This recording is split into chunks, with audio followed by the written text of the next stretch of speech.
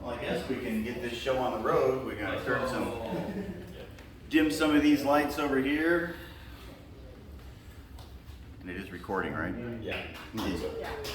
Turn some of these lights on over here.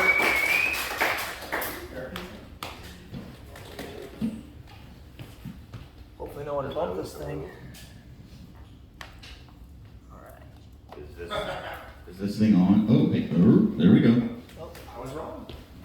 It just didn't seem to want to work, right? Okay. Wow, give yourselves a round of applause for making it to Eastwood Studios.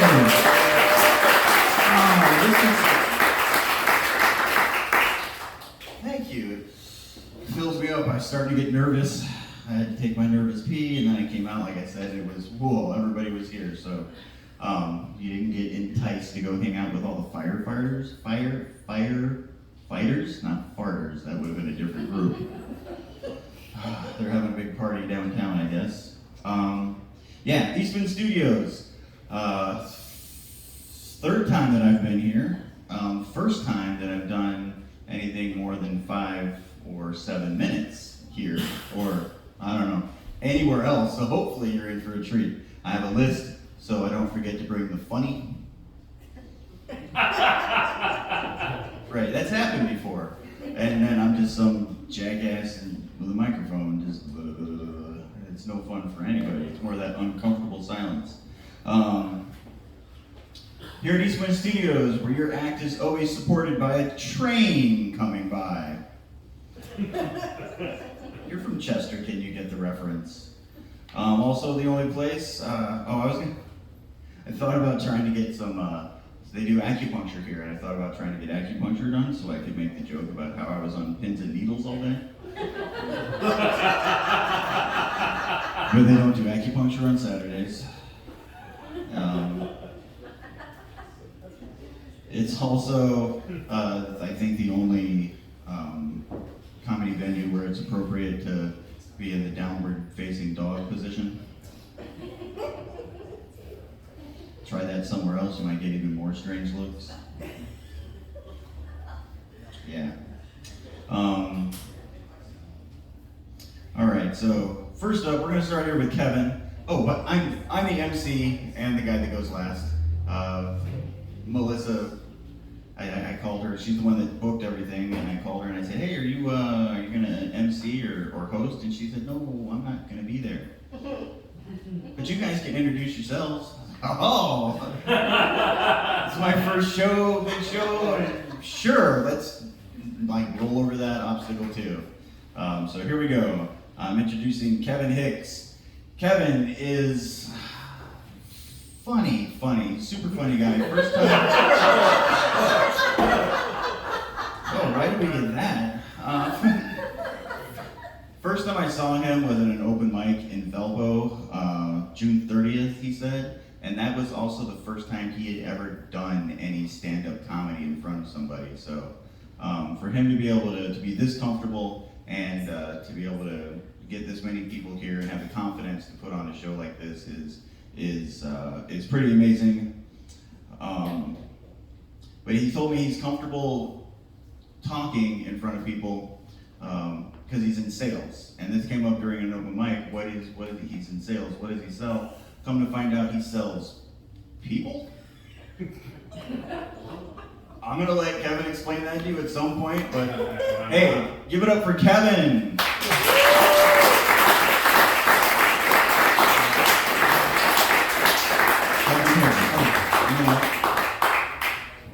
When I first saw your name come up on my Facebook, I got, well, thank you. This is what politeness looks like when you're talking to somebody in a chair. It's awesome. I got scared. I went over to the school for 4 years, and the principal's name was Hicks. Oh. So I could, but just so much more pleasant. Yeah. Give it up for Kevin!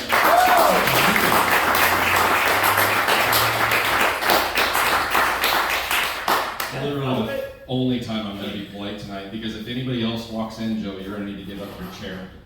I'll do what I can. We also normally have music when you come up, and I was thinking roll out for Joe, but yeah, or Rollin' by Limp Bizkit. So earlier tonight I had the biggest accomplishment of my life. It's really happened. And Joe was just talking about his pee.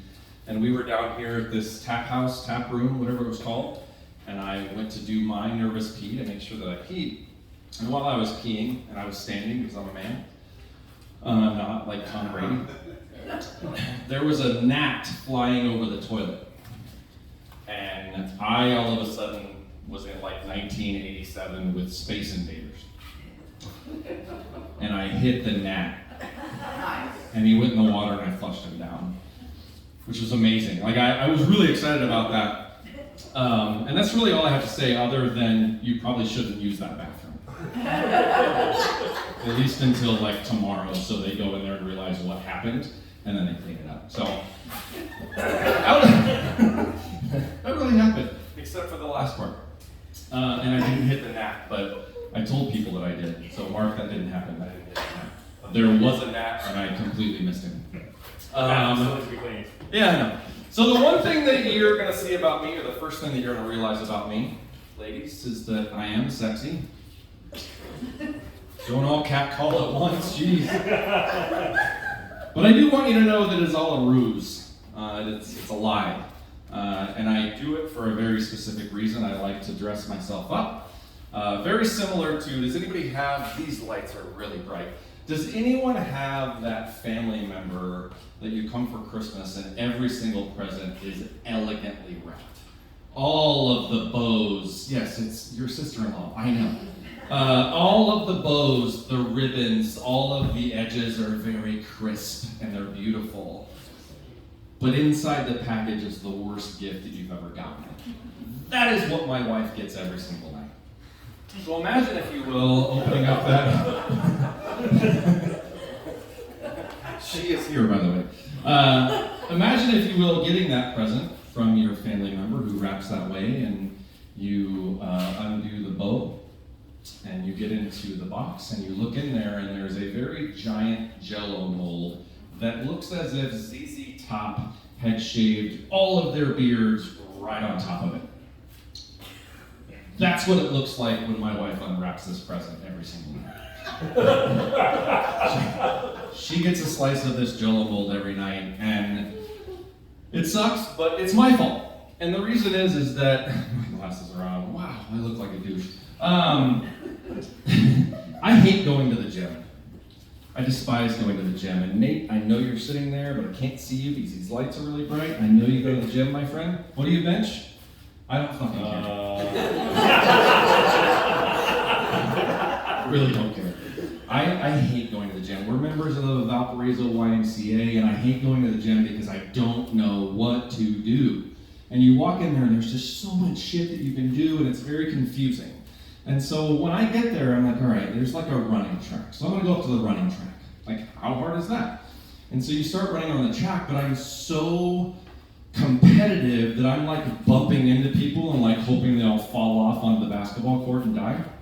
Or they don't have to die, but just get out of my way, basically. And then, as everybody knows, there's always like a group of 4 or 5 ladies that are walking up there. Usually at 9 in the morning.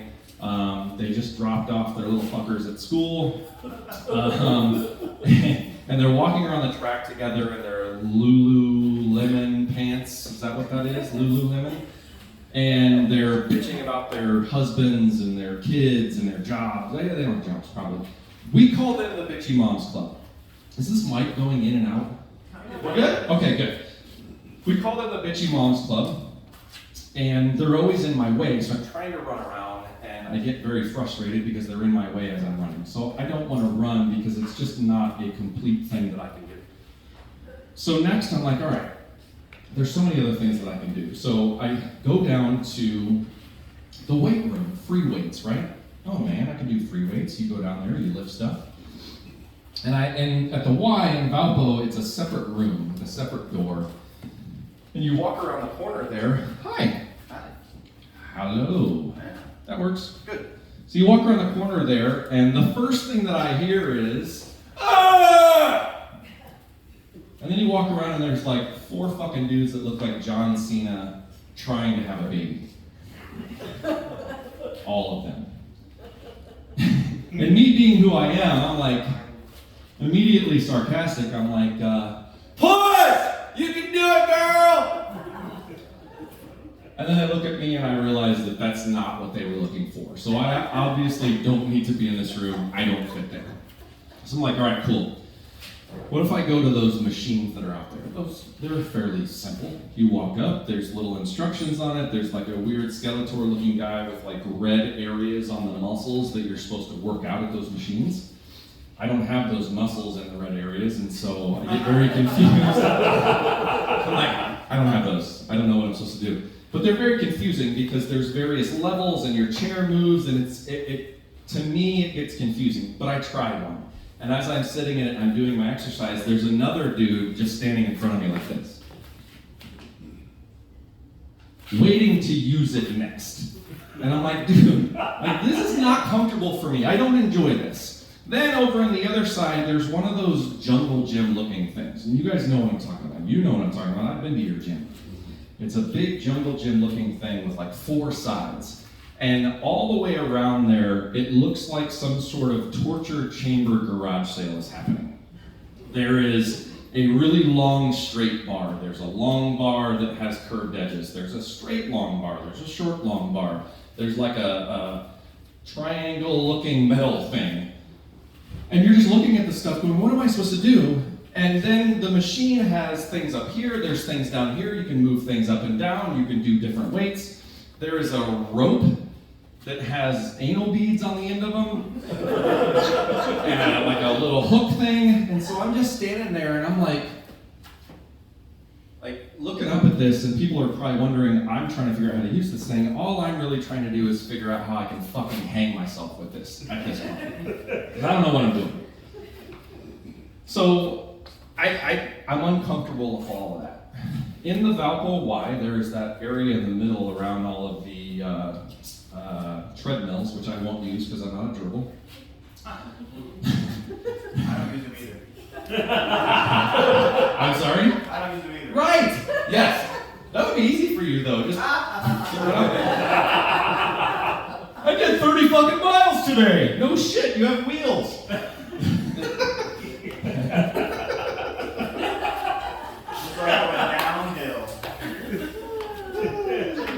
Alright.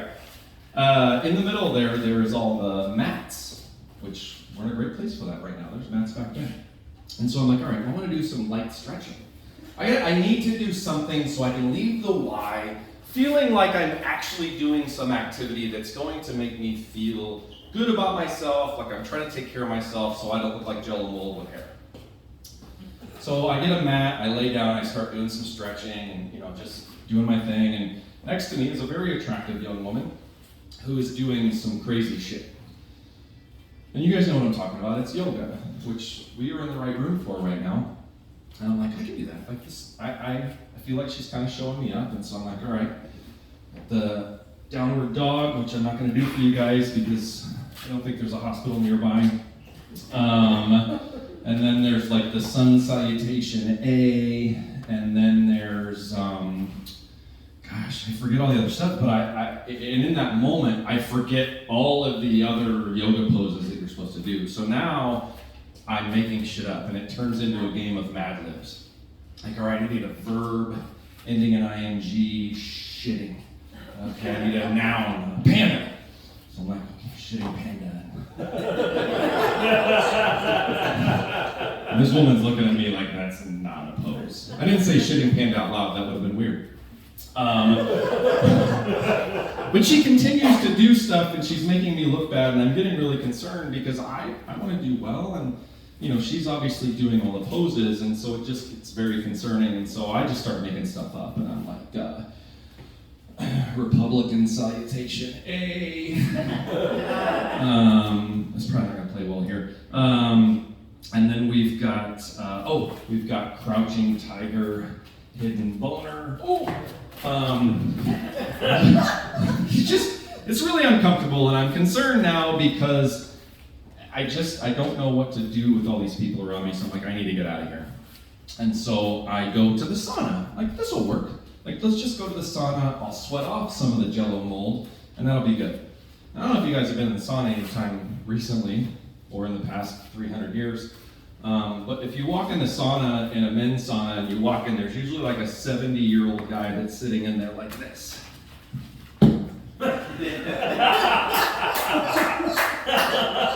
And if I had a string on this mic, it would be like this. And I immediately open the door and go, no. So I turn around and basically go home, and so to my wife, I tried to make it not look like a jello mold, but it's just what it's got to be. So I apologize. But I'm going to make it look nice. My wife, my lovely wife right here. Round of applause for my wife. Yesterday was her birthday. Happy birthday. On Tuesday, I said, honey, what do you want for your birthday? And she said, you know I want a big fat rock. I'm like, all right. Thursday, she calls me and said, the doctor said I had passed a kidney stone. I'm like, sweet, so we're good then? I have it right here, I think. Hold on. Oh no, it was in my other pants. My wife's great. She's amazing. And I mean, I'm not gonna lie, we've got our struggles like every marriage does, and certainly what I probably should do is talk to a counselor about that stuff. That's usually what you do with that. And so I did reach out to one of those like online counseling sessions, and she said, hey, I probably need to talk to somebody, and some dude emailed me to set up a meeting, and it said his name, and underneath it said the rapist.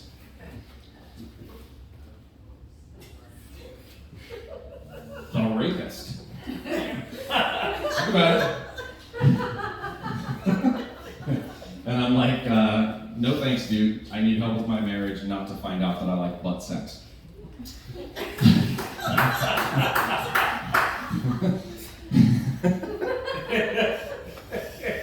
Because I probably do. Yeah, butt sex. And the problem is, not problem, but the issue that we have is that my wife has an endless amount of fucks to give. She gives a fuck about everything. Like, the guy speeding through our neighborhood, he gets a fuck. Like, my kids eat dinner after 8 p.m., they get a fuck. Right, Carson? Yeah. She hands out more fucks than the NBA hands out syphilis.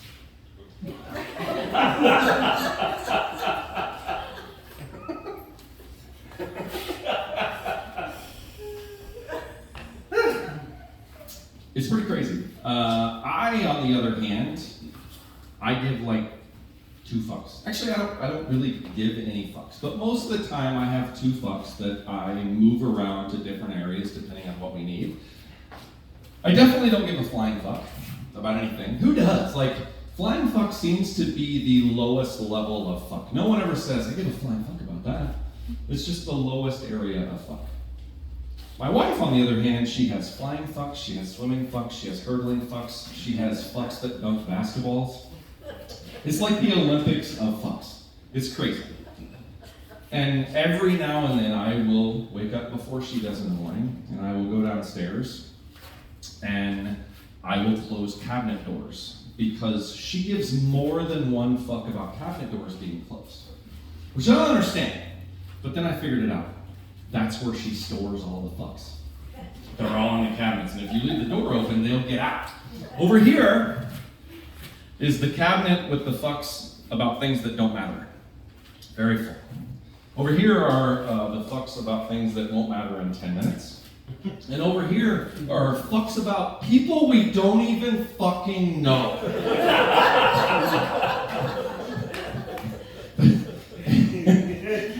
For the record, she hasn't heard this.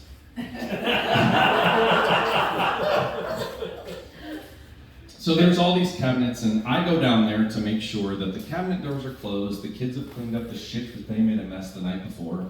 I'm trying to do everything I can to make sure that the fucks don't get out. And then it happens.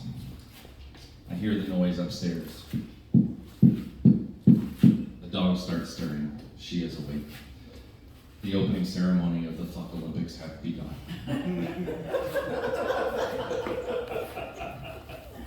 And she comes down the stairs. The fucks are behind her, and they all have their flags. Flying fucks.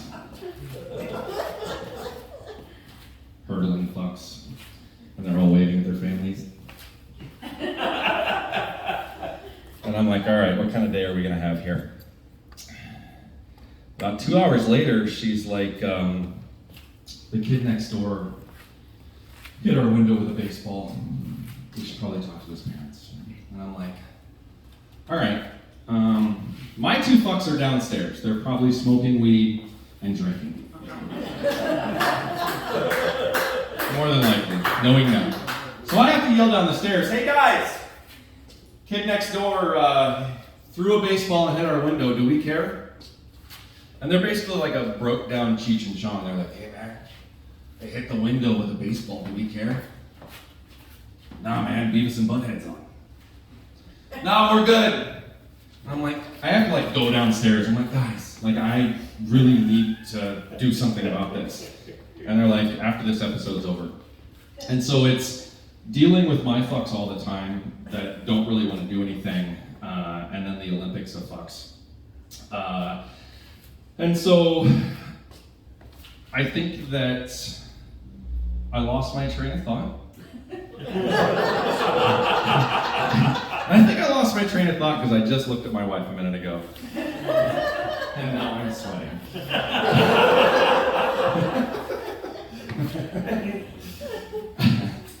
So this is basically what the day is like sometimes, and I have to convince my fucks to do things. And God forbid that we watch the news. Like if we watch the news, you might as well give her like an AK-47 of fucks, and she's gonna mow down the entire set of the Today Show. Like, sorry Carson Daly, you should not have mentioned Roe versus Wade ever again, because now you're all dead with fucks. But no, she's great. She's absolutely great. Honestly, the only thing I really give a fuck about in this life is my wife. But we do go to bed at night. It's like the closing ceremonies, and the fucks are all back in their cabinets. Cheech and Chong are downstairs high and asleep. And I lay my head on the pillow, and I'm like, the Olympics are over. I get my beautiful wife who's in bed with me.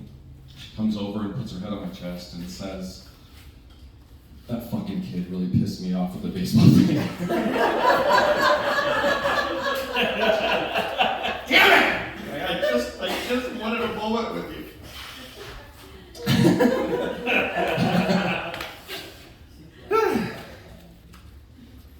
My wife and I are both Generation X people. Any other Generation X people in here? Round of applause. Hey! So we love Generation X, and I think that we love Generation X because we own the Star Wars franchise. No matter how much you little young fucks think, it's our thing. Okay, it started on our day, 1978. I was born in 76. Every single movie has been made during my lifetime. But the older I get, the more confusing it gets, and I like watch it, and I'm like, this doesn't make any sense. Like, does Chewbacca have nipples? Do we know? Like, does he have 2 nipples, or does he have 8 like a dog? I want to know that kind of shit. Like, you watch it, and like, some of the characters, like the bar in Mos Eisley, like you're walking through there going, who are these people? Like, how did they come up with this? Did the writers sit in a room with George Lucas, and they're like, all right, we've got this Jabba character here. What should we make him look like? And they're all throwing out ideas, and they just can't come up with anything. And finally, George Lucas says, look, guys, I will know it when I see it. And then he goes, I'm gonna go take a shit.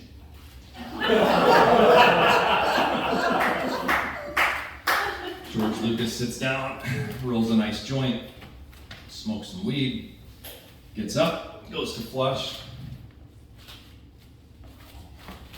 Guys, get in here right now!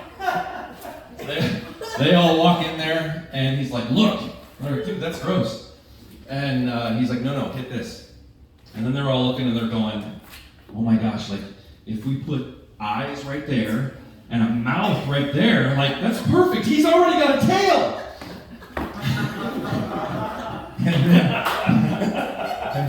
And then one of the other writers walks up and he goes, hey, there's episodes 1 and 2. Because they were shit.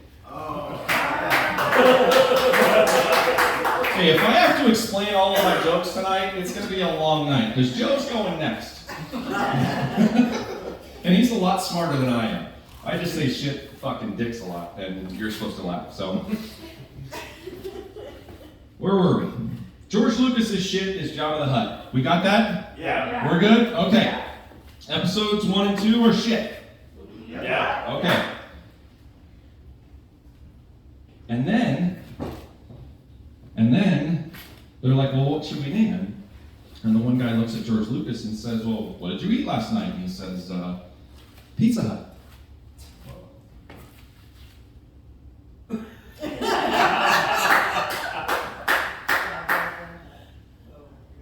Pizza Hut. Hey!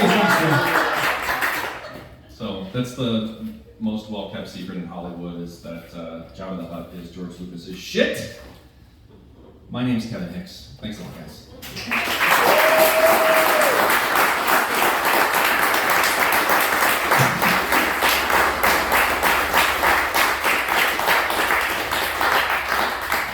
I don't like reading things, so I love Joe. So Joe was actually there the first night that I ever did comedy, which was June 30th, like he said.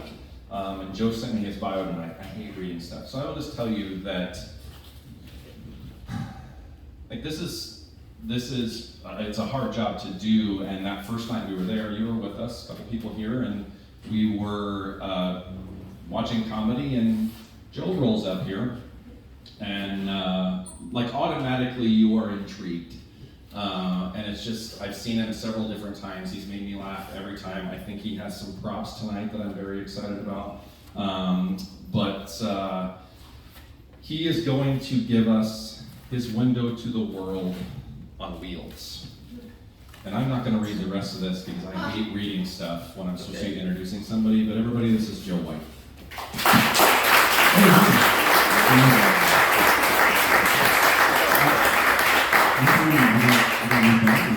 I had a question for you, though. Okay.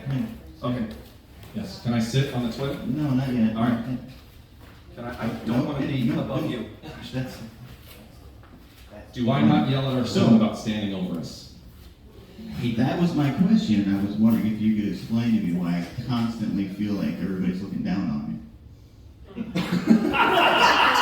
Except children. Except children. Right, yeah. Yeah. Well, thank you for that. Can I go now? Yeah. All right. Yeah, okay. I'll bring it back as soon as... Joe White!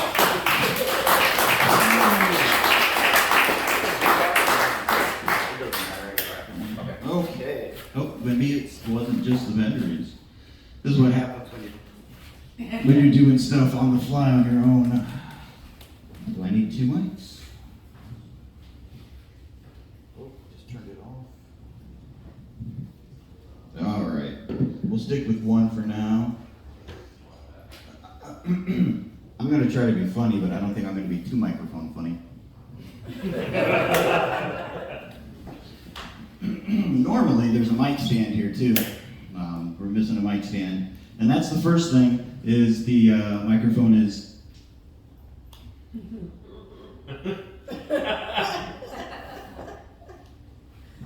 So then I finally get the mic down, and I have to tell people that I set high goals for myself. That's right. Stand-up comedy.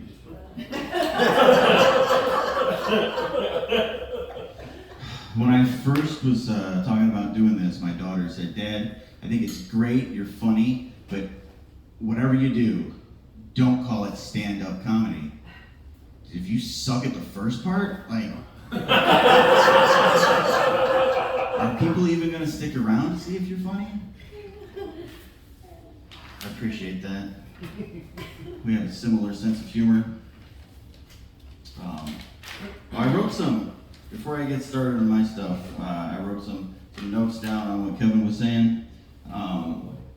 He said, when he said that when you were talking about peeing and you were standing up because you're a man.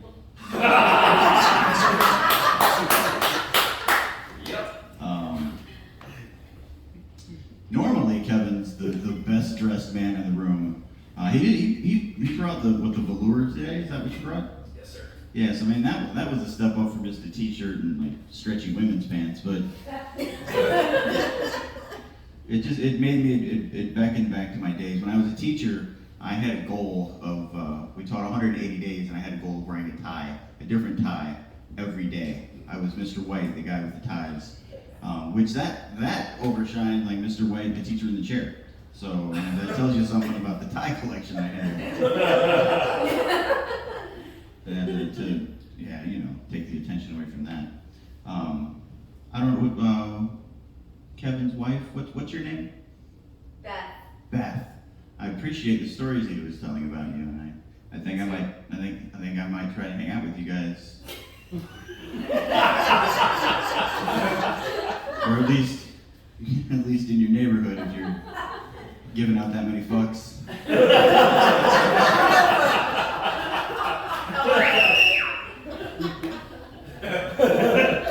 That just might be where my mind took it.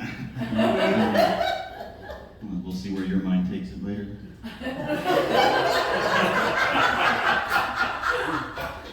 I do understand what you're talking about though, because I've been perpetually single my adult life. The longest time, my sister lived in my basement for a while, and my daughter lived with me, but that's not like living with a grown woman. It wasn't until I got my roommate Rebecca, who's here. Clap it up for Rebecca for putting it up.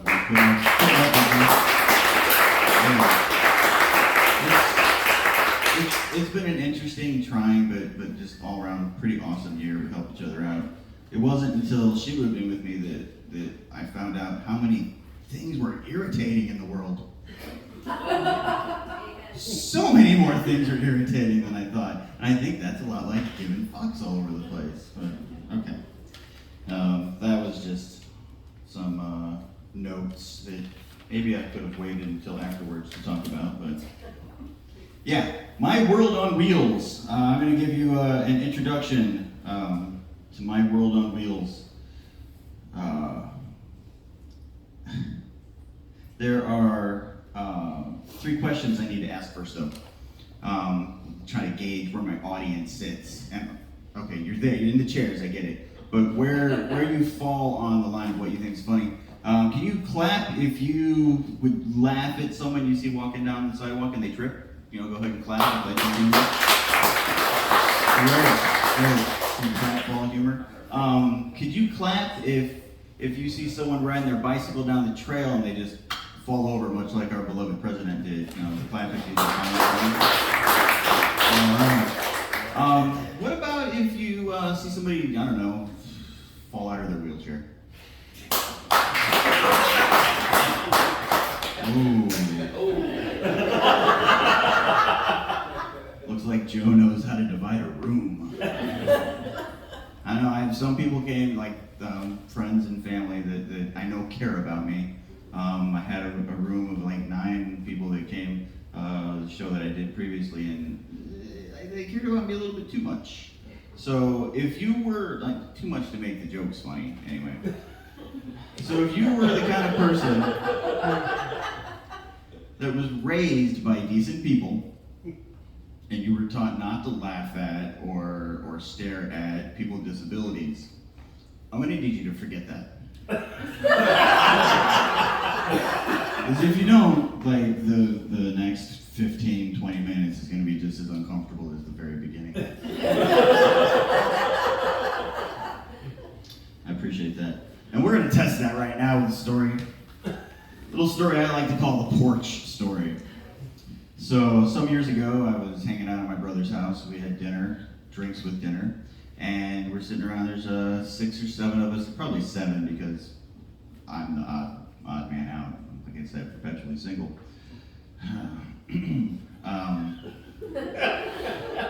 Anyway, so we're sitting. Dinner's over, and of course, we're in our 20s, early 30s. It's time for a smoke break. So my brother says, "Hey, we're gonna go out on the porch and have a cigarette." I was like, "Oh, okay." I quit smoking. He goes, "Well, you can stay here if you want. By yourself, you can just sit in the house." I was like, "Well, no, that doesn't sound like fun." So I go out onto the porch and just to visit with everybody. Of course, what happens? What happens when you're a former smoker? You go on the porch to hang out with smokers? You smoke, exactly. So of course, got excited.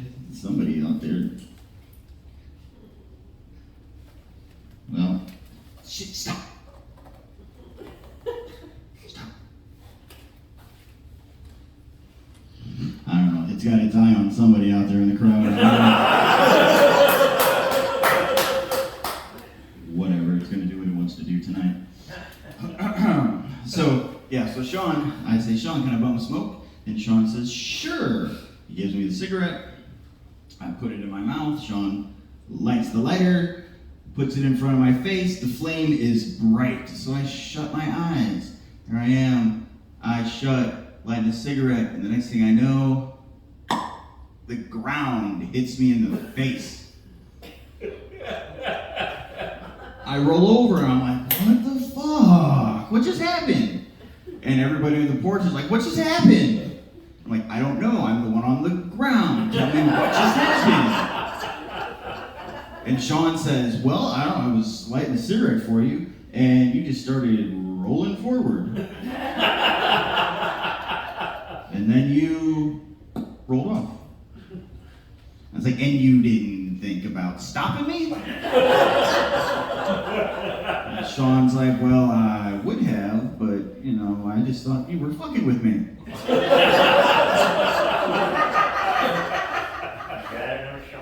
And thanks, Dad. Hey, give it up for my parents. Wow. They made it. That's exciting. I'm going to diverge from that story just for a second and talk about the support that I get from my parents. When I first told my dad and stepmom here that I was going to do stand-up comedy, my dad said, of course. And my stepmom said, don't you have to have a sense of humor for that?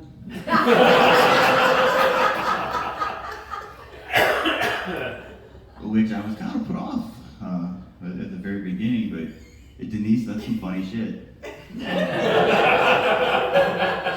Thank you. You gotta know the kind of family that I was raised by. Okay, so Sean, yeah, I thought you were fucking with me. And in Sean's defense, I'm the kind of guy that would fuck with you like that. I would. But that ends up being the kind of guy that's laying on his back on the ground after rolling off the porch. I was in this position, so when I hit the ground, my elbow hit first and it dislocated my shoulder. Right, I rolled around in circles for 3 months.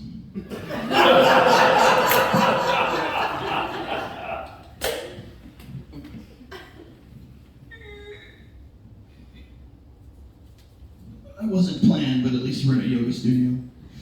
Oh, Christ, I should do that more often. All right, so there's that part.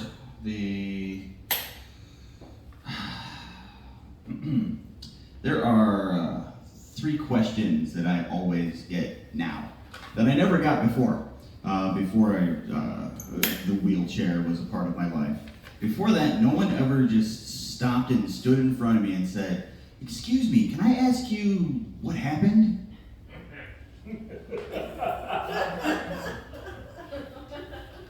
When? I'm 37 years old, 47 years old. Oh, I took 10 years off on that. Yoga studio, not a time machine. Yeah, I'm 47 years old. There have been a lot of happenings in those 47 years. And then you can see like this befuddled look of confusion on their face. And they're like, okay, do you mind if I ask why you're in a wheelchair? I'm like, yeah, sure. It's like my clothes would get really dirty if I had to drag myself around all the time. That makes sense. And then you start to get a little bit frustrated, and they try to figure out the cause of they put me in that it makes me have to use a wheelchair. And they're like, okay, well, were you born in a wheelchair? God, no, that would have killed my mom. So then I give them the wheelchair, the accident story. A lot of my students, when I taught 8th grade science for 4 years, and they would always, I wouldn't tell the story right off the bat. I'd make them have to come up with questions like that, and then eventually I'd tell the story. So here it goes. I thought it would be fun to ride a mechanical bull at the Porter County Fair in 2003. Anybody out there ride a mechanical bull? Make some noise, anybody? Alright, I'm not the only sucker. That's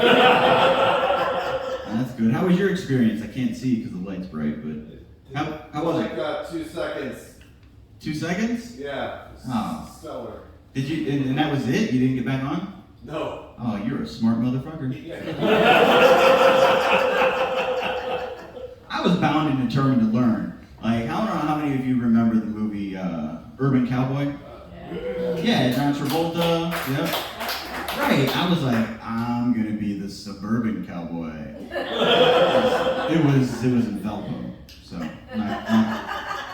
not quite urban. And I said, the guy was like, oh, you you ever been on one before? And I said, no, but I want to learn, because that's the kind of guy I am. I just want to learn. I want all these experiences.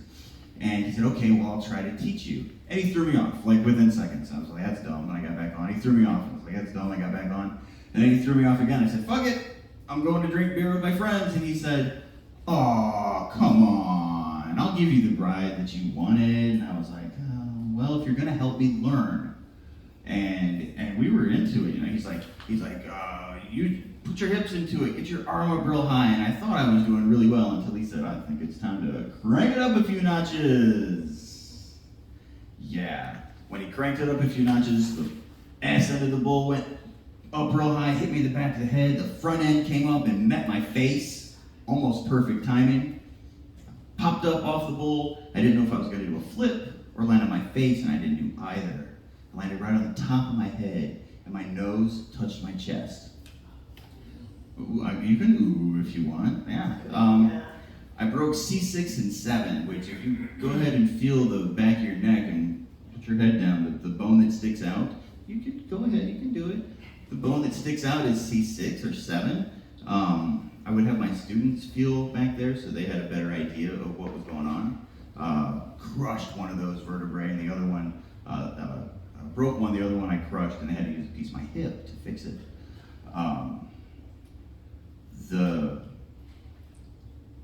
Fortunately, I ended up with what's called an incomplete spinal cord injury, which means that I have nerves that go all the way down that are still functioning. Right? I can still feel down the end of my feel down to my toes. Good sensation. For the most, I was doing standing pivot transfers. Sometimes it acts up on its own, as you recently saw. And most importantly, I still retain the ability to poop and pee and have sex all on my own.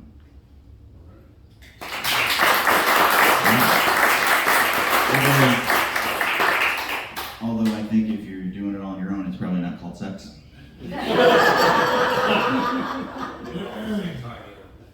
Unless it's at the same time. Have an adventurous person out there. Yeah, so I'd leave that part out of the story when I was telling the students, of course. But I would have them feel the net, and then I would say, like, can you imagine your nose touching your chest? Like, try to make your nose touch your chest. You people, see, does it work? Can you do it? No. Physiologically, unless there's excess force put, you can't do it. Well, I had a student my last year of teaching. He was like, Mr. White, I can do it.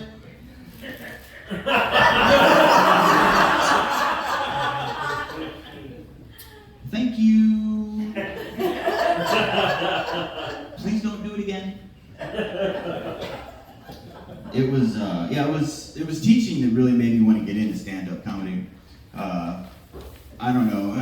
Clap if you have teenagers or have had teenagers. Well, as you know, they can be a handful. Sometimes just a blast, sometimes just the biggest assholes that you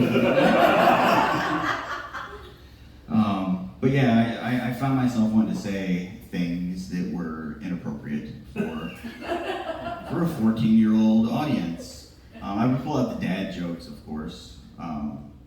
Oh, Mr. White, looks like you got a haircut. Oh, I got more than one cut. Like, you're so funny, Mr. White. They enjoyed the dad jokes to a certain extent.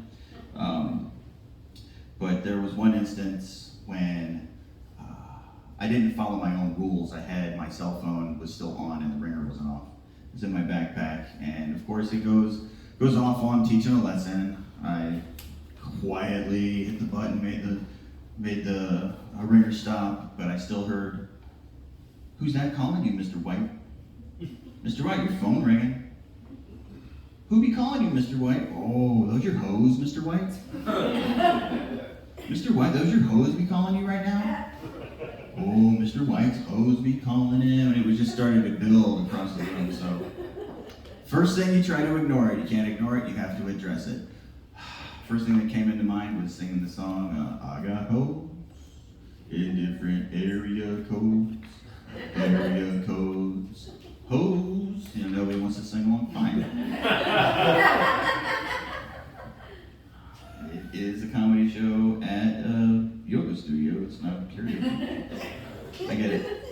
But I stopped myself. Unfortunately, I couldn't stop the next thing that came out of my mouth, which was, "Ain't none of your moms got my cell number."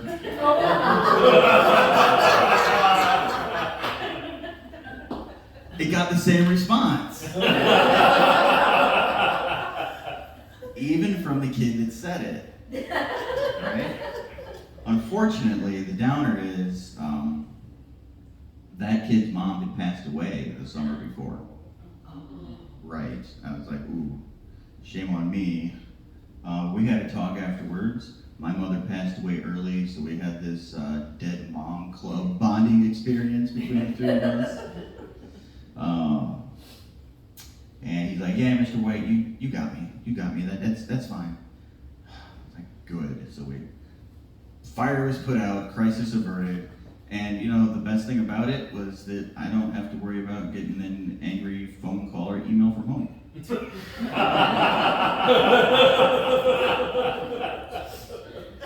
Yeah. Teaching. And if I could do some of the teaching stuff without the non-teaching teaching stuff, man, that would have been a great job. But you got meetings and grades and all that other non-teachery stuff. Teaching the content was awesome for me. I love science.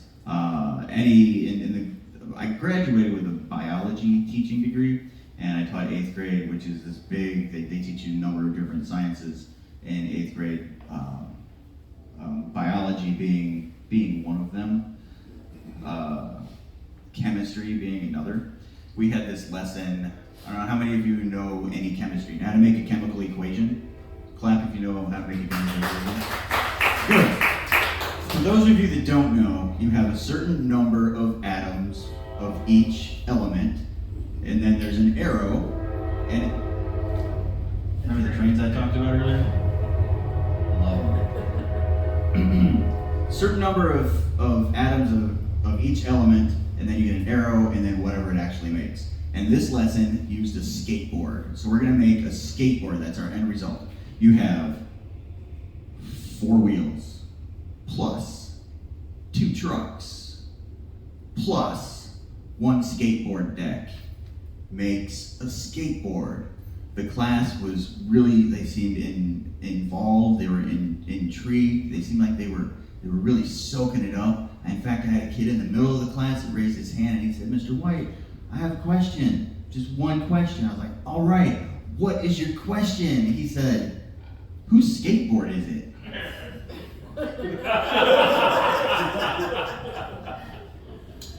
I guess I didn't have him as intrigued as I thought. To which I said, "It's your mom's skateboard, how about that?" And as I'm telling these stories, I realize, ooh, a lot of mom comebacks. But when you're around a bunch of 13, 14, 15-year-olds, I mean, you know, when in Rome, maybe, right? Like, I don't know, I don't want to be beating a dead horse. Or, well, you know. It got dark, sorry. So along with just teaching your content, there's another other objectives that you have. They're the underlying objectives, and it's just kind of non-science lessons that every teacher and parent really are supposed to be instilling in the youngsters. Like when they're in grade school, you have grade school kids out there, anybody with grade school kids? You're past that or you haven't started. You haven't started? Just think twice about it. If you're past that, congratulations. Your job was to teach a baby how to be a child. Is that right? Let me get my, yes. How to teach a baby how to be a child. And if they didn't fall out of a window or get rolled up in one of those car windows, then you survived. They passed that Darwin's first test. When they're in middle school, you're tasked with the responsibility of teaching children how to be actual fucking people, which is a chore sometimes. And in high school, it's teaching people how to be real adults. It just seems like most of them don't make it, right? Thanks. I was going to say that again. It seems like most of them don't make it, right? Case in point, let me just say scissors?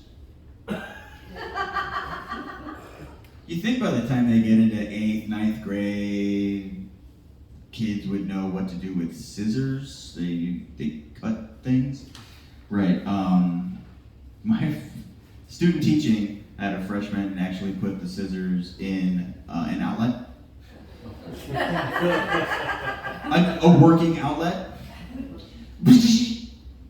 Big sparks and the smell of ozone or whatever happens after somebody almost loses their life by getting shocked. You look over and there he is like, whoa, I don't know what happened, and there's scissors sticking out of his eyes. What did you do? And he's like, I just... And then he went to grab him. Pull him out. No, hallway. My host teacher had a talk with him, and I called the custodians to come down. I wasn't fucking with it, you know. I know how to stop electricity. Like, they had rubber handles on them, but I'm smarter than an 8th grader. Not as smart as the guy in the back that didn't get back on the mechanical bull, but it's a spectrum. Okay, so we got okay, and that is the conclusion of the first part. That's my written set.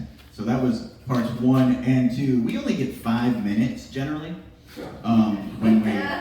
When you go to an open mic, you get 5 minutes at a time. And so you get to try a joke or two, and then there's so much more that you want to say. So it's great to have this opportunity to continue. Do you mind if I keep going, or do you want to get out of here? Keep going. Okay. Thank you for your permission. Your yes is your consent.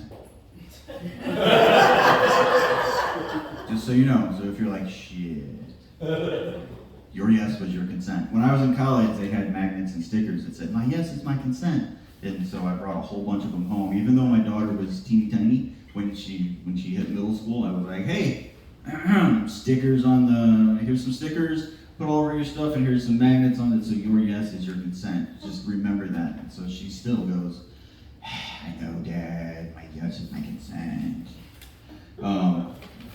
I had some other things. My prop comedy, I almost forgot about it, man. Mr. Hicks, you ready? Okay, so... Isn't that where everybody holds their microphone? You don't have a mic stand? Okay. You want to hold my mic first? I do. Oh, I have the best dressed mic stand. The best dressed mic stand, and you're going to have to go over this way. All right, there we go. The best dressed mic stand. Are you getting a picture of this? It's good. Okay, great. It should be being recorded. All right. So I get these trapezius. Thank you. These trapezius muscles, the ones that connect your neck to your shoulders, get real sore on me sometimes, pushing myself around. So I I went to Walgreens to look for like a massaging device, and I found one that even has like this angle on it so that I can just dig right in the middle of that muscle. And so it has an angle. It's got hair on it. So I can just dig right down in that. And I didn't realize when I was leaving the Walgreens, I couldn't figure out what the lady behind me made a comment like, well, okay, have a good night with your massager. And it wasn't until my roommate got home and I realized when she said, why are you rubbing a sex toy on your neck, man? Okay. My sister likes to buy random things off of Amazon for me. We're doing this every weekend. We cook a vegan meal kit together, and so she. Yep. Thank you, sir.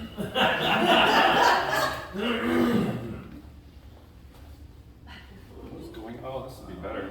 Yeah, well, There we go. If that's the pocket you want to use. Actually, I want to put it back here. There you go. So she bought me these. Oh, that's not it.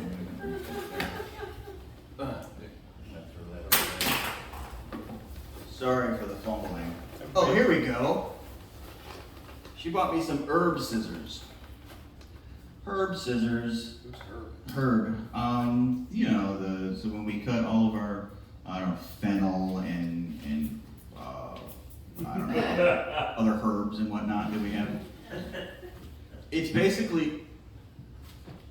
I'm afraid of your scissors. It's basically. Move my hand. All right. He takes directions well. I see why you kept him. Okay. I literally So- said move my hand. Right. So it's basically 4 scissors put together. I feel like I have to keep. Here we go. Thanks. It's basically. Is your arm getting tired? Yes. Okay. I'll try to go No, it's faster. fine. We're good. We Take have your the time. same problem. Does his arm get too tired too fast? Yeah. Is that why he said move my hand because he doesn't like to do it himself? Right. All right. So this is basically 4 scissors put together because this is too much effort apparently. The best part about it were some of the I don't think it came from the U.S. and I don't think whoever wrote the instructions on it was very well in English. Let's see. Keep the sanitary wipe dick clean after uses up. Okay, I can translate that one to keep it sanitary, wipe it clean after you use it. Sure, that's close. One of my favorites is this tool is dangerous goods. You should keep, please do not place the children can come into contact with the local. Can I read it again? Yeah. Okay. So this tool is dangerous goods. You should keep, please do not place the children can come into contact with the local. All right, I did this bit in an open mic, and then I was talking to one of the comics afterwards, and I said, "Can you read this and see if he missed my bit? Can you read this then and see if it makes any sense?" And he's like, "Man, I don't get it, but forgive me, I have dyslexia."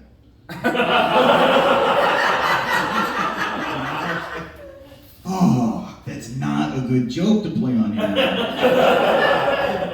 So then I read it out loud a couple times for Negative for You, and he goes, "Good, it's not my dyslexia that's fucking with me. That's good to know." Okay. So I got that. Take a break for a second. So then okay. Good. Oh, I put the scissors in the wrong place. Well, here we go. Oh, jeez. So I'm ready. Hey. I put the scissors in the wrong place. So then this comes to me.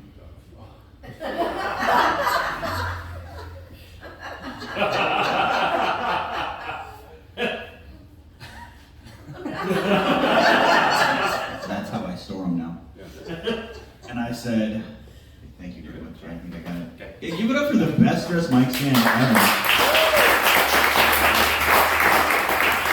Or maybe take it to your seat if you want. I don't give a fuck, man. So, yeah, this came to me, and I was like, what is she doing? I think my sister greatly overestimates me.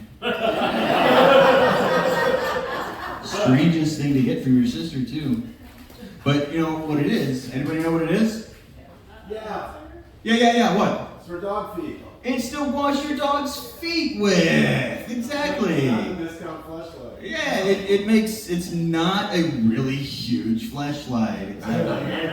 Which, I don't know if how many of you don't know what a flashlight is? I guess you have Google material for it. Yeah, but you put the water in it and you put the dog's feet. And then instead of muddy, they just come out sopping wet.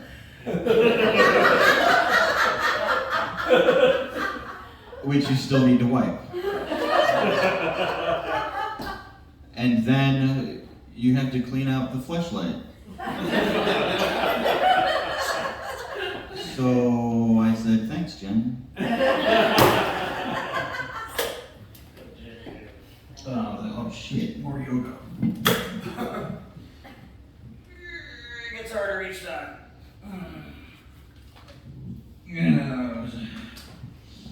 What else did I write down here? Oh yeah. And that she bought this.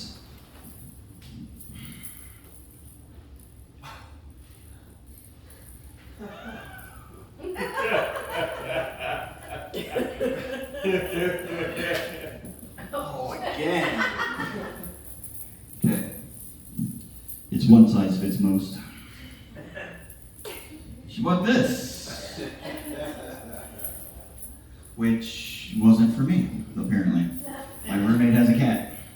And Carl is scared out of his mind by the dangly glove. Rebecca and I were sitting around and we're like, well, depending on what you have planned for the evening, that could be more fun for us. But those are my sister's Amazon purchases, most recent Amazon purchases. If I wish she was here, just get out of the house a whole lot, but give it up for my sister, Jen.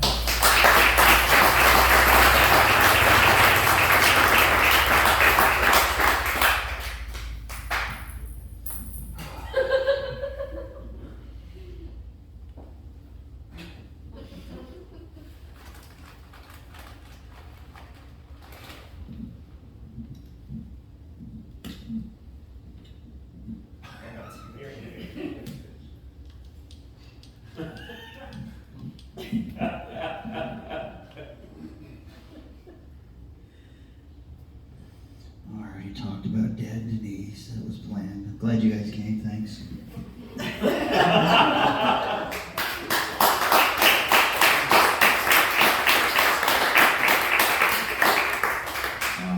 What else? Oh, yeah. Oh, sorry. You know what it's like now to be in the spotlight? Sorry. Like, that's rude. I'll get rid of that. I thought it would help me see what was going on the fucking Christ. Too many settings. Okay. It has a red light in case I ever want to, I don't know, put it in the window for a good night. So you're not familiar with the Roxanne Turn On Your Red Light song? In the red light district, that means you're open to be paid to have sex, which I can't find it for free, let alone get paid. All right. Yeah, so Dad, why were they not surprised that I wanted to do stand-up comedy? Well, everybody was super proud of Joe when he graduated from high school, and he was like, I'm going to be a nurse. And he started school at IUN, get his prereqs out of the way so he could be a nurse, only so he could end up with a 1.57 GPA after 3 years and decide, I want to be a nurse. I'm going to audition for clown college. Yeah. that's a real thing. Clown College. Ringling Brothers and Barnum and Bailey Clown College. Pre-chair, by the way. I don't know how well a rolling circus clown, but man, that should be another shtick. Yeah, I auditioned for, 3 years, and I bought a house instead. I figured if I'm not going to be touring with the circus, which is everybody's dream, right? Only me? Sounded like a fun time. If I'm not going to be touring with the circus, I might as well buy a house. Like, hey, right? That's what everybody does when they decide not to go to clown college.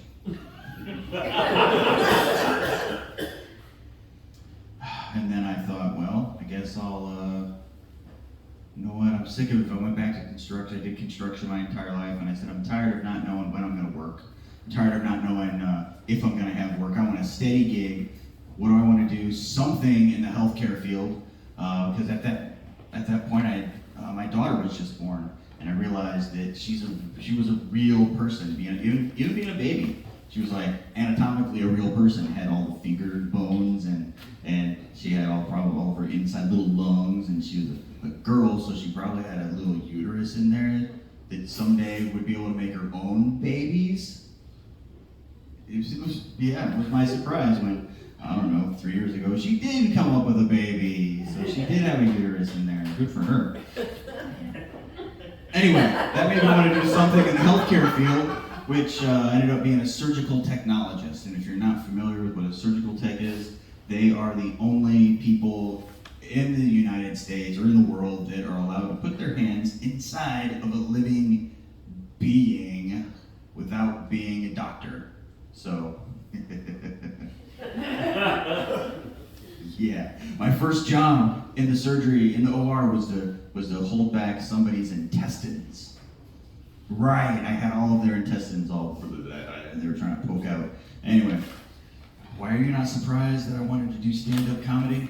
I just go, I think I wanna, and then do something that, yeah, doesn't everybody want to do that? Okay, and then my sister, I'm gonna talk about her again. We didn't get along so well when she lived in the basement, but maybe that's because she lived in the basement.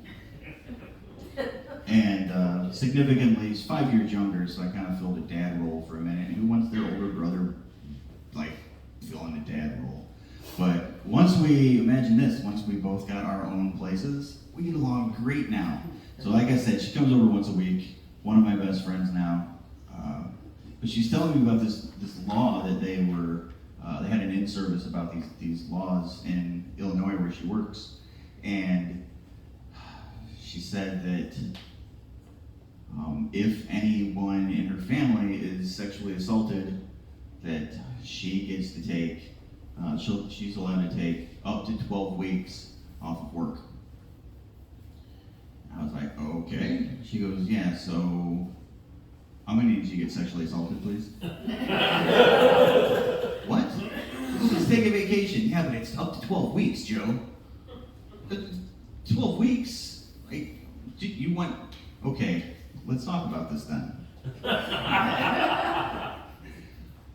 What about if you? She's like, well, yeah, of course, I'd get to take time off, but it'd be better for you because you'd have fewer holes, she says. Like, what does... I don't know how that makes it any better. And I was like, okay, so does it have to be full-on sexual assault, or can it just be like a Louis C.K. where somebody waggles their wiener in my face, like that kind of sexual assault? She goes, well, I want a significant amount of time, so it's gonna have to be something. Okay, I'm gonna need you to take one for the team, Joe. I worked too hard. Okay, I don't know. She goes, then she just has the gall to ask me what position I wanted to be in. What position would be better for you? I was like, what? What are you talking about? It's like, well, would it be better, can you get in, and she starts describing all these positions, and I said, well, I don't know, can't I just take one to the face, maybe? Would that be any better? I don't know. After we hashed out all the details, I decided not to go through and get her. Maybe I'll just take her on a vacation somewhere instead. I'll have to work on the sexual assault bit because that seemed to fall a little bit flatter towards the end. I understand that could rub a few nerves wrong. Let's end with, I'm at the doctor's office, and they're going through my record, and they're like, well, how long have you been confined to a wheelchair? And I was like, confined? They let me out, you know. When you're confined to your quarters, they lock the door, they don't let you out. It's like being in jail. But no, I'm not confined to my wheelchair. My preferred terminology is, since we go that route, is I'm a wheelchair user, right? Speaking about preferred things, I used to, so I have, my injury starts up here, but like I have that incomplete injury, so I try to pretend and hang out with people doing activities that are lower level injury. For a while I would identify it as like an L4, L5 injury, which means you have more functioning stuff. And then I was like, well, fuck it, I'll just go with full-blown lazy able-bodied person. I'll just go all the way if I get to pick what I'm gonna be. Until I realized they were gonna take my check away if I did that. So, anyway, I am also not wheelchair bound, right? There are no straps binding me to my wheelchair, right? I'm not wheelchair bound, like I'm not headed to my wheelchair. I'm pretty much in it. Yeah, so again, no, I'm not headed to it, I'm not wheelchair bound, I'm not strapped in, there are no straps on me. But maybe if I start hanging out with Kevin and his wife, you know, we can extend that. Get some of that bondage going. Okay. Thank you so much for listening to Anthony.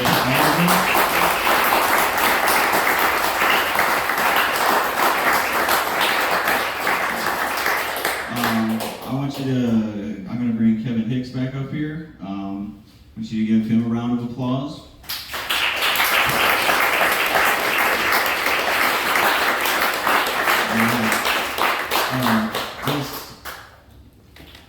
I don't know if I said at the very beginning that this is the last $5 comedy event that they're going to have here. Oh, yeah. Let's see. It's going to be $10 in advance and $15 at the door. So you got a fucking deal tonight. I think we should sit here. I think we should sit here for like 5 more minutes and just talk and like sit closer, so when people walking by or looking at the window, they're like, oh, they're a gay couple, they're telling these people their story. Like how we met? Yeah. That's sweet. I think earlier it was just funny, people would walk by and you're sitting right here. It's fine, I'm loud. We can It's just, it was funny sitting back there and wondering what people were thinking as they were walking by. They're looking up and it's like a studio and you're sitting right here, and so I was having. Probably thought I was giving this sexual dysfunction lesson. We're all Like a lecture about it. Yeah. Yeah, so it's the last $5 show. If you feel like you got, I don't know, more than $5 out of tonight, then maybe there's a tip jar up there. And, I don't need this for a living. I'm on the government tit. He's got his own job too, right? You got a full-time gig too? But, you know, for practice maybe. There's that tip jar. Oh, so, yeah, he sells people. Anybody want to learn, like, know about why he sells people? Like, how that goes? Yeah. Like, could you explain you sell people? Yes. Because the night that we were there at the market in Valpo, there were a fair amount of African American in like other comics and in the crowd, and here he's like, well, I sell people for a living. They're usually white. Whoa, whoa, whoa, whoa. So, what's the selling people? We should probably go. Is this on? No, I turned it off. Oh, how'd you do that? I pushed the button on the bottom. Alright. So I own and operate a staffing company. Anybody know what staffing is? Staffing. So I work with clients who need accounting and finance help. I go out and find that help for them. I think they call them headhunters in the industry. Headhunter. Yeah, but yeah, so I sell people. That's great. Does anybody have any questions? I thought it might be fun to add a question and answer so we could work on our crowd work. If anybody out there have any questions for either of us, no limits. Anything that you may have heard or things that we may pop into your mind. Yeah, for the tall guy. We're gonna go with Kevin Hicks. Yeah. But I haven't stood up yet. Yeah, I just wanted to know what happened.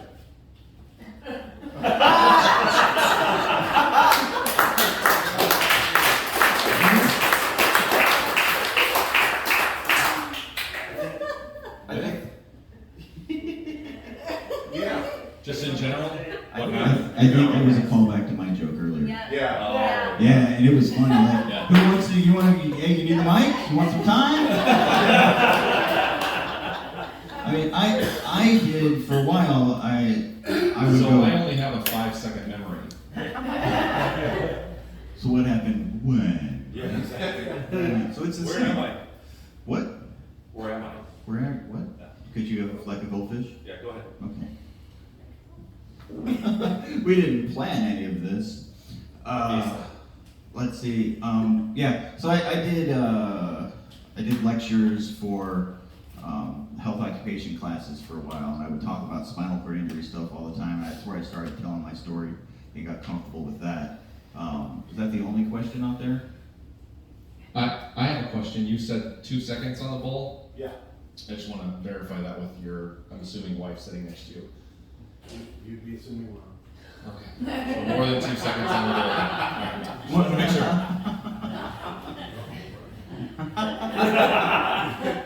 Whoops. And that's why we need practice with crowd work. You guys sat in the front. Was it great with you? Or was that the only seat that was available? Only one. Okay. What do you, how old are you? 19. 19. Okay, so you just made the age limit to the cutoff because we talk dirty in here. You going to school?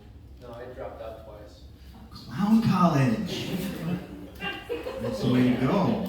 My great uncle was a clown with Barnum and Bailey. That's amazing. Cool. That was So more- this is more connections. it's in my blood. It's kismet. Yeah. More connections that we have. I don't know. Anybody have an interesting job out there? Man. Okay. Yeah, I'm retired.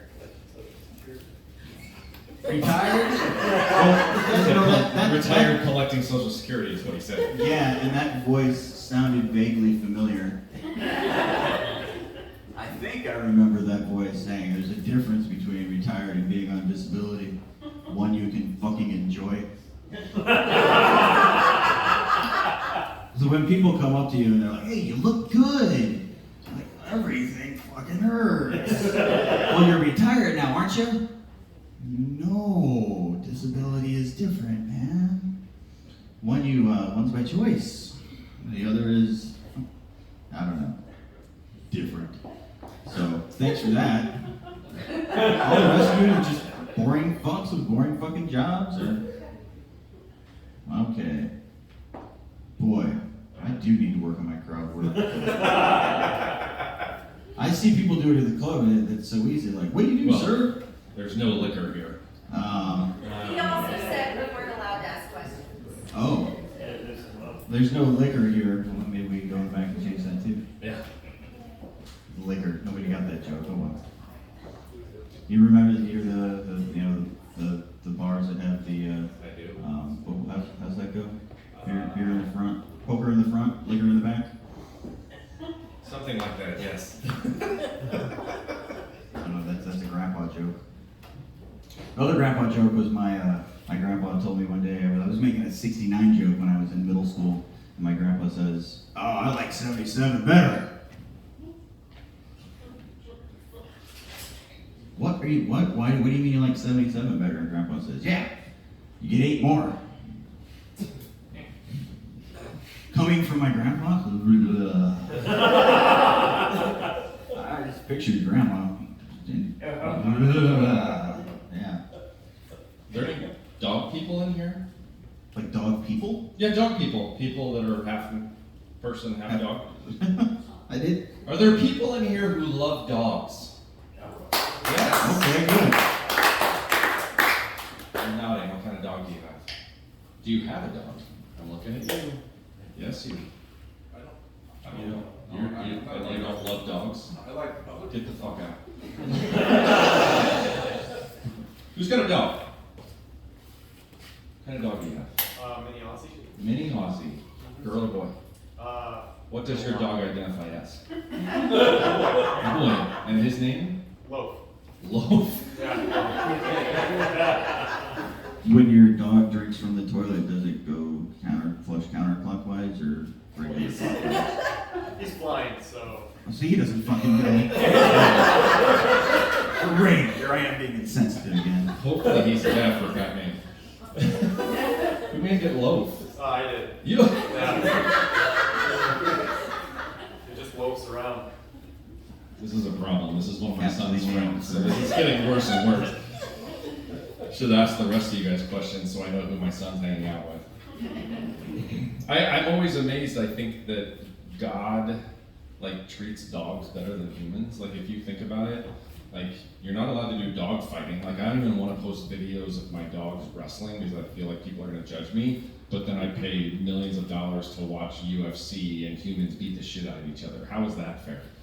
And when dogs get sick, even a little bit sick, what do? Not a little bit, a lot sick. Put 'em What do we down. do with them? Do we put him down? We put them down. What do we do when a human gets really sick? We watch them die. All the way. I gotta understand. And dogs don't have to wipe their ass either. How is that fair? Did God figure that one out? This is Mike Proudberg. I'm just telling you more jokes. That's good. You wouldn't have to either if you could scoot your butt on the ground in the yard outside. Should do that. You come here, go to the yoga, get livered up. You can do, what do we call that? Backwards dog wiping ass? Down, yeah. Upward dog wiping ass. Yeah, that's a new one. I'm gonna add that. Thank you. Oh. Oh. Okay. I think we should probably let him go home. Think so? Yeah. I mean, it's great to have. I used to teach. I would talk in front of 30 people for 5 hours a day. And now that I'm not teaching, I have to drive an hour sometimes to talk for 5 minutes. So you're my captive audience. It's been awesome. We will not let you go. Speaking of teaching and stand-up, they're very similar. I started learning how to deal with hecklers before I even thought about stand-up. Yeah, okay. Yeah. 13 and 14-year-olds, they won't let you get half a lesson out. Also, each class is drastically different than the last.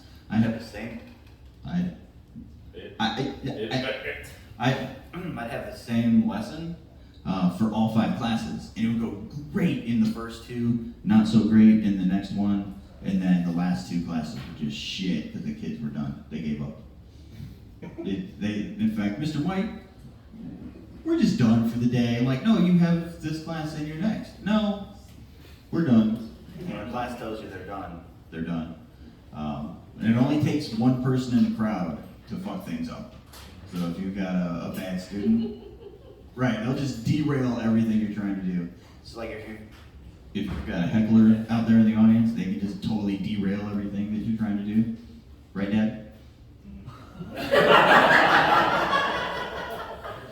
Make you think of something different? Okay, so we're done. Thank you again so much for coming out.